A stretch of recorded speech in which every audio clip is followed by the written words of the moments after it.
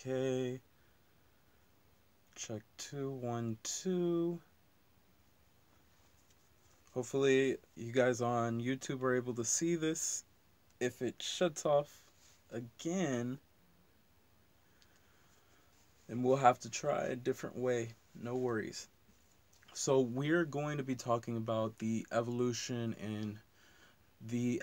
of what we can become and what we were in the past, and the primitive nature of what we are right now and what we've of course been also in the past.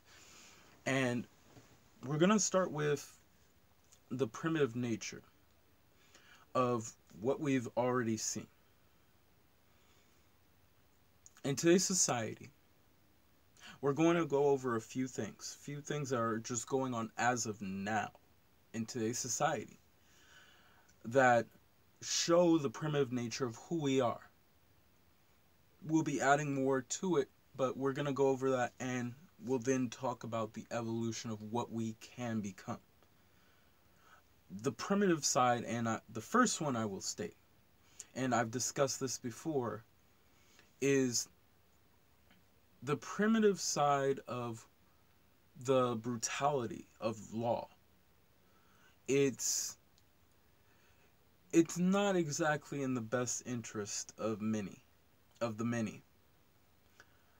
The law is, funny enough, it's meant to help protect you and make you safe. But at the same time, there is a flaw with it. The flaw is, though it's meant to help you, it seems to not help the many. And that's the problem with the law. And it doesn't matter which law it is or whose law. It's everybody's law. No matter what country, what place you're from, laws are executed to restrict freedom. It could be freedom of simply growing and doing the things you desire to do because of the color of your skin, your gender, your sex, your religion, and so on and so forth. It could be simply because you're not from those parts of that border or that continent or that country.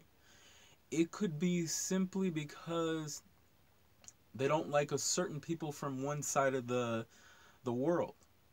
There could be many reasons and many restrictions, and many of these things do not help people. You see, funny thing is, there really shouldn't be borders. We say we use borders to keep out, in a sense, the bad people. But at the same time,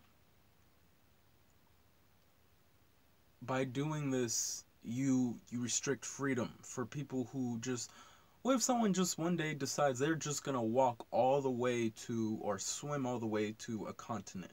What if they want to walk all the way to Mexico? Or what if they want to swim all the way to Japan?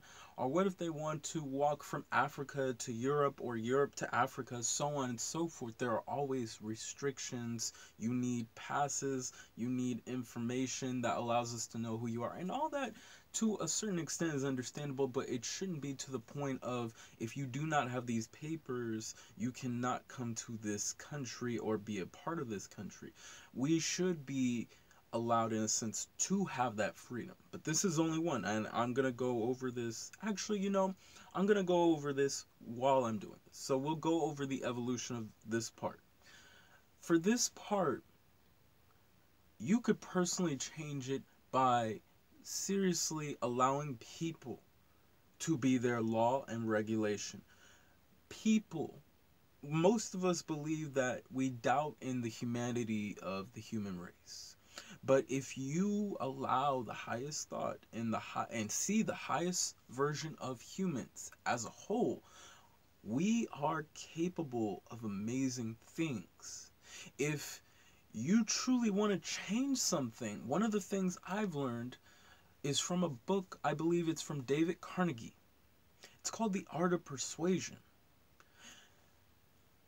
With no violence, no harming people, no taking things away or anything, but using persuasion as an art of change, making change. is what can truly allow people to know and believe in themselves as a higher being that can actually create something magnificent. That is beautiful to me. And that is the evolution of what we can become. With taking away laws and regulations and allowing people to regulate themselves. And on top, to add to this, we have big cities everywhere. And the energy piling up in these cities does not help. You're spending a lot of money rebuilding cities. You're spending a lot of money with people, and of course there are always good opportunities in cities. However, the question is, does it always work? And in my personal opinion, it doesn't. I'm sorry, not even my opinion, my own experience, it does not always work. People working as a collective in different areas of the world, not based on the race you are or gender, again, religion, or whatever you are or whatever you believe in, but just as a collective working together, is more efficient in growing clans with each other, growing to push people to new limits. And I believe I said this, in Africa, there was a saying. I don't remember it. I know it starts with a U and I don't want to get it incorrect. But pretty much, when a child or someone did something bad, they would put them in the center of the village and they would tell them and yell out all the good things there is about them. To me, that is amazing because that is a step forward in allowing a person to know, to see the good in them. This is also a part of the art of persuasion. Allowing someone to see the good in them, that the laws and regulations, instead of having them, you can regulate yourself. On top of that, by allowing that, the primitive nature of one of the biggest problems right now is we hear about this Me Too movement. The Me Too movement is due to the fact of sexual harassment and sexual assault. Now, there's nothing wrong with this, but the question would be, how can we stop, and I'm not saying the Me Too movement, stop people from doing it. When you change laws and regulations and give people more freedom, they don't feel restricted. They don't feel like they have to do something, or because it's against the law that they have to do this or that to gain power in some way or another. Our primitive nature is to harm other people, and due to, on top of that, actually this is what I meant by that. Due to the simple fact of what we think of sex and sexual intercourse, it gives it a bad rap.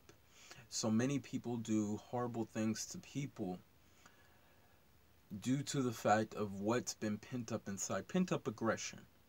That should not be the case. If we, and this is, I'm sorry, this is number 2 to the primitive and evolution. If we are more free to allow ourselves to understand sexually who we are, that you have to really understand that sex is not something where, oh, we don't do that, it's not a good thing, you should wait till you're married. What I mean is simply that you should be comfortable with who you are. Sex is a beautiful thing. And if it wasn't here, if you didn't have the power to even have sex, you would have never been able to do it in the first place, and you would have found a different way to reproduce. But yet you have this amazing pleasure of who you are that allows you to go further physically. This pleasure is enjoyable to us, and it should be enjoyable, and it should be celebrated. I made a video, probably one of my first few videos, discussing about the celebration of sex. When you are celebrating it, you can actually get rid of some of the issues that comes with sexual intercourse or any of the that comes with sexual assault or sexual harassment. Getting rid of it because people aren't really comfortable in their body. So they do things uncontrollably without thinking due to the fact of this pent up energy. People are not comfortable in their bodies, and when you're a child, because of how you've been taught, is this good or is this bad? That's how we think. The reason why I would say this is a part of a primitive nature is simply for the fact that most of us are not comfortable. Or better yet, a lot of us are not comfortable talking about sex. A lot of us are not comfortable with the idea of sex, yet a lot of us, especially younger people, including myself and my generation, we do it anyways. Of course, for some of us, including myself, I felt guilty. I felt like it was a bad thing. I didn't know why I had to feel guilty. I just knew I was guilty for some reason. And you don't have to feel guilty, because you have to realize the only enemies out of life, the only things that you should probably avoid more than anything, is guilt and fear. You shouldn't feel guilty for enjoying the most pleasurable physical thing.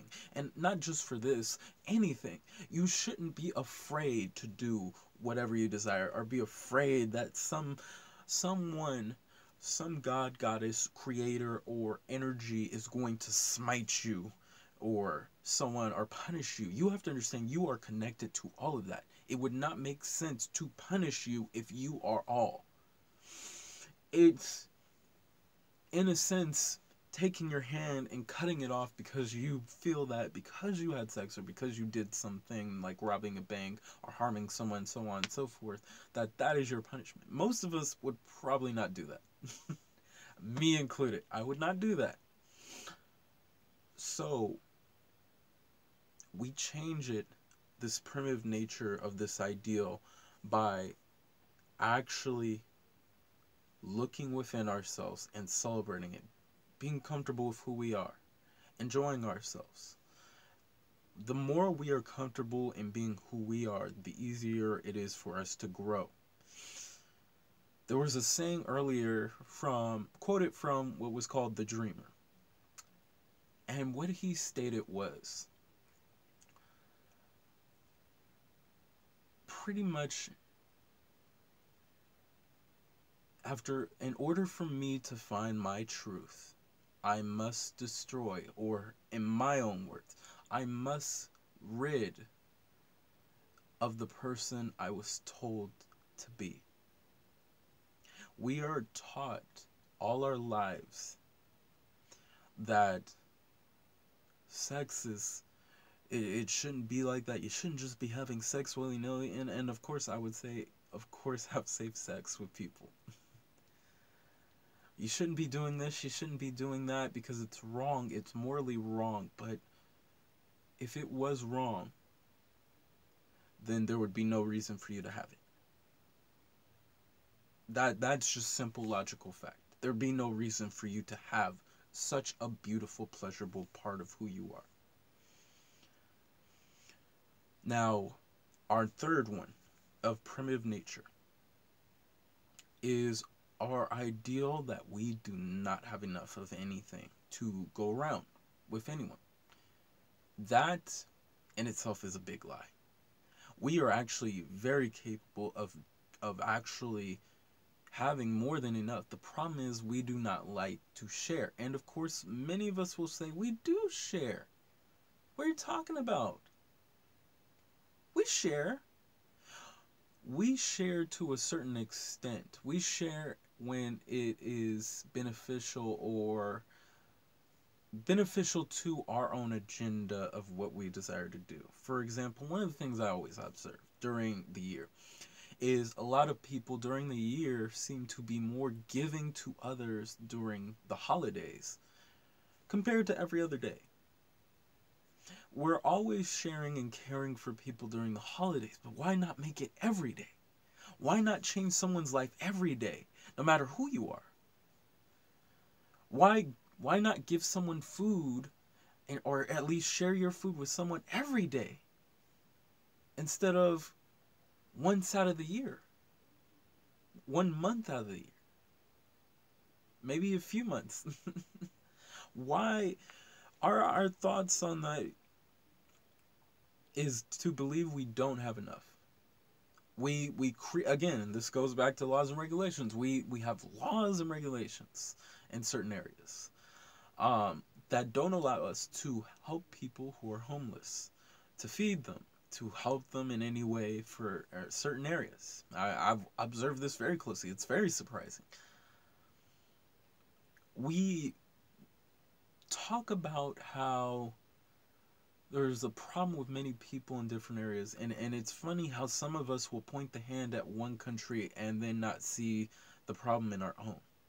For example, I see this too much in America, where people will point at different areas, such as South America, Africa, maybe India, um, talking about how poor in a sense they are and everything, but yet not looking at what's going on in their own country.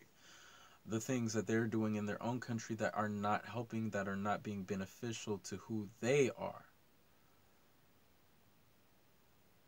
We believe there's not enough water. We believe there's not enough food. We believe there's not enough clothes. We believe this due to primitive nature. We cannot see past that because we see that this is mine, and especially when we talk about the 1%ers of the world who have the most resources out of the 99% out there. Believing that this is all mine, I found it first, or I made something out of it first. No one can take it, no one can use it without these rules, regulations, laws, or you can't have it at all. This is a primitive nature. Because we're not allowing ourselves to share with people. We believe it's in a mind, we believe in a mind mentality. When you share, when you start, and here's the evolutionary side to it, when you start sharing those resources. In fact, before we even get into that, the biggest issue of all of this is we use sources of money and stuff to get people to buy products on a planet where many other creatures do not do that. All life across the world does not use anything to pay or anything to work to create something of a sense, or have to live a life instead of creating a life worth living.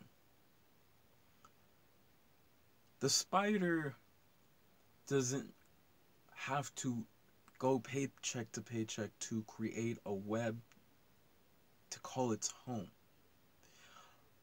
The deer does not have to go in a store to get grass in order to eat or feed its children. The lion does not have to pay a butcher top dollar for fresh meat. These creatures get what they desire because they've created that situation. The tree does not have to purchase its nutrients to grow. It is right before it. The birds do not have to pay or be regulated over laws and regulations to fly to different borders across the world. They just do. Humans pay to create a home or buy a home. Humans pay to buy food when food can be made by the self. There are rules and regulations in certain areas where you're not even allowed to do that, which is very interesting. There are rules and regulations of you going across different borders that you're not allowed to. You have all these things put in, and yet we believe that a competitive nature is what will help grow us. Yet, the same thing is always stated, that there are winners and losers in life. When you get rid of the competition, the winners and losers, when you actually share the whole of what you are evolving the nature of your world. You are evolving the chance to make sure your world is safe and saved. When we are more likely to help people, grow people, there are people out there who have brilliant minds and can create brilliant technology, including myself. And many people will regulate that and believe, no, no, no, we're going to put this under lock and key. When that is changed, the belief system of believing there's not enough, when we start actually feeding people, and just simply, the simplest thing you can do is by giving people the simple, natural things that any basic human on the planet would need in their life. We all need food. We need water. To keep ourselves warm, we need clothes. If it's raining or if there's a storm or anything happening, we need shelter. The basics of what we need are what can help grow people. Allowing the homeless person not to be homeless anymore, and being able to not have to worry where his meal goes. The mother who doesn't, or the father who doesn't have enough money to feed their children, and they're going with nickels and dimes trying to feed their children. The children who have to starve because there's not enough due to their economy. When you change this by feeding those people and giving them the just natural things that any human needs, you are shifting the evolution of your planet as you see. And last, belief. We have a very deep belief in seeing people as, due to what we religiously believe in ancient history and ancient books, better yet, that we treat people based on those ideologies instead of treating people as humans by nature. I've said this before. It's okay to stomp on humans, but it's not okay to stomp on our beliefs, when it should actually be the reverse. You see, you are one with everyone on the planet. Energy cannot die. Everything from the electronics I have, from this entire room studio that I'm in, from myself, all of it is made of energy, including you. That energy is only one and the same. When we see that we are one and the same, this is one change. However, in order to truly change this, we must get past our beliefs and see ourselves as one, and be willing to actually work with people instead of, because of who you are or whatever you do or how you are or so on and so forth. As I've said over and over, I can't work with you. If you don't have balls, I can't work with you, or I can't give you this job. If you don't have the right skin color, I can't allow you to make this type of money or do these type of things. If you don't believe in what I believe in, then I can't be nice around you or work with you or anything. When two things change, your belief in fairness in everyone, you will see an evolution in what's going on. In our past, we've divided ourselves due to race and, of course, religion and so on and so forth, and on the continents. And we are only fair to those we believe look like us. Humans are very interesting, not realizing that you all are literally the same thing. Even if you don't see it metaphysically or spiritually in a sense, or even the science of seeing the energy of which you are literally the same thing. You all have a nose with two holes. You all have a mouth. You all have two eyes, two eyebrows.